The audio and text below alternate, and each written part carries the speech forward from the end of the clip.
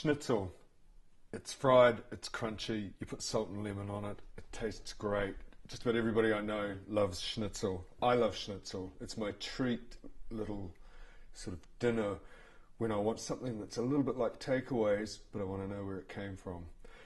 I've got some pork here, and I'm going to basically crumb this and fry it really quickly. It cooks really fast because you can probably see how thin this meat is, and it tastes great.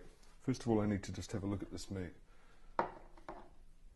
What I'm worried about is little stringy bits like that. There's a little bit of fat over here, which I don't really want, so I'll get rid of that as well. Take that off as well.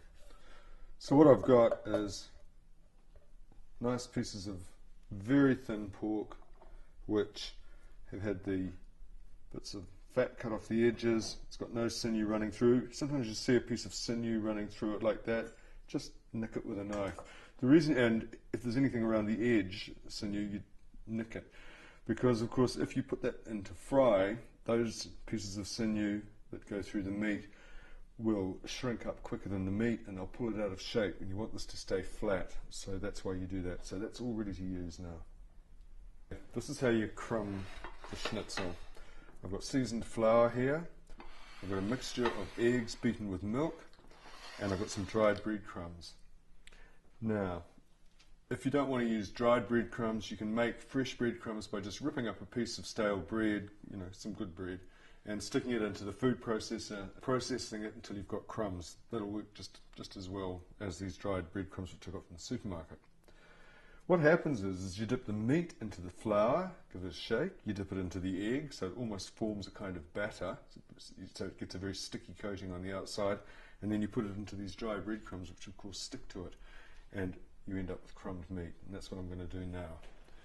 Got a clean plate here to put it on, and off I go. So, into the seasoned flour first, make sure you get it all covered up,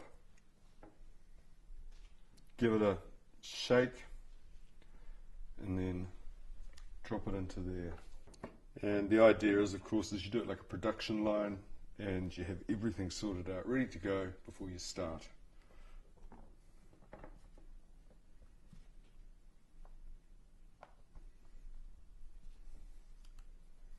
Just push those under, and then take them out, let it drain a wee bit,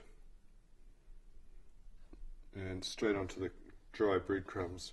Heap them over the top, like that, and give it a good slap. You really want those to stick.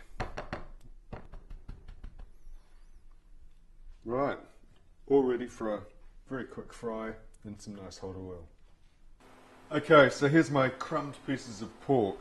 Now that same crumbing process is going to work perfectly with thin slices of fish, veal, beef, or even when you get some boneless chicken thighs and tap them out so they're nice and thin, you can crumb them as well.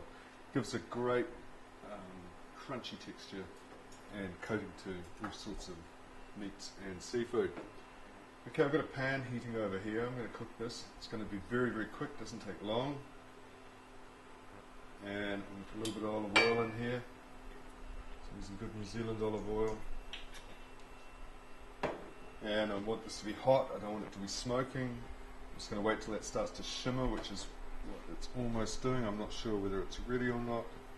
So I'll just drop a few crumbs in there and see what happens. Yep, that's totally going.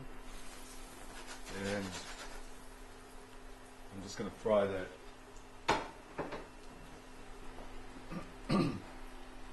By the time it's got nice and golden brown on each side, the inside will be cooked. It's so thin that all I have to worry about is getting it looking really nice.